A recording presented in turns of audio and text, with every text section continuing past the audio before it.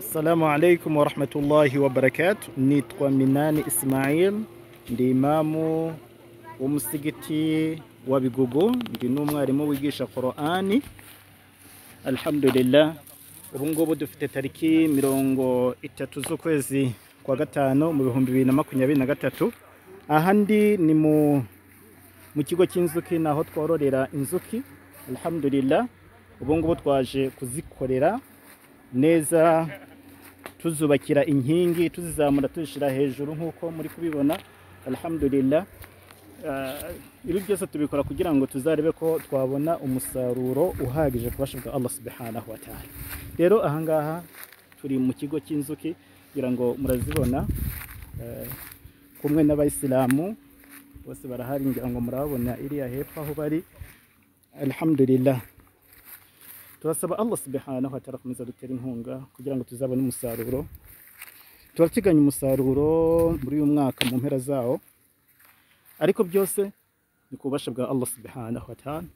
Ntabwo ari uko umuntu wenda aba afite imizinga myinshi, ahubwo ni uko buri kimwe cyose Allah subhanahu wa ta'ala agenda agishiramo baraka.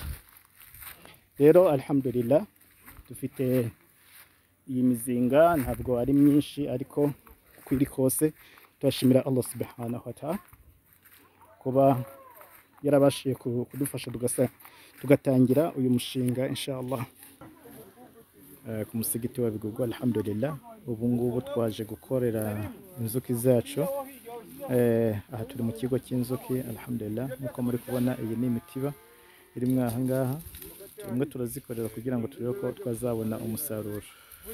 Turi gutunda amabuye tuzigerekeho, ariyo kuzikorera inkingi ndetse no kuzisakarira neza. Ubu turi tariki 31 z'ukwezi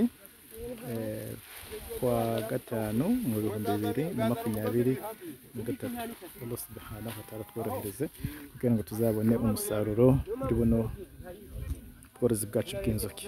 Ahangaha niho twatangije umushinga w'ubworozi bw'inzuki. Alhamdulillah, uyu munsi dufite tariki 31 z'ukwezi kwa gatanu mu 2023. Twari twaje kugira ngo tuzikorere, tuziteho, tuzibungabunge, cyane cyane ko izi nzuki bisaba kuzitaho. Aba n'abayisilamu ndetse n'abayisilamukazi muri kubona baje gukora umuganda wo kugira ngo tubungabunge izi nzuki. Shimishijwe rero no gufata kano kanya kugira ngo mbagezeho aya makuru, iyi raporo y'ubworozi bwacu bw'inzuki. Alhamdulillah, hari amasanduku twabonye, ubu turashimira Allah subhanahu wa ta'ala kubera ko twabashije kuyashiramo inzuki, twayatiriyemo inzuki. Ubu arimo inzuki, uretse ko twagize igihombo, inzuki 3 zikaba zaragiye. Ubu muri ayo masanduku dufitemo inzuki 7, ariko nabwo nyine alhamdulillah, kumwe n'izindi ziri mu mizinga, mu mitiba ya gakondo.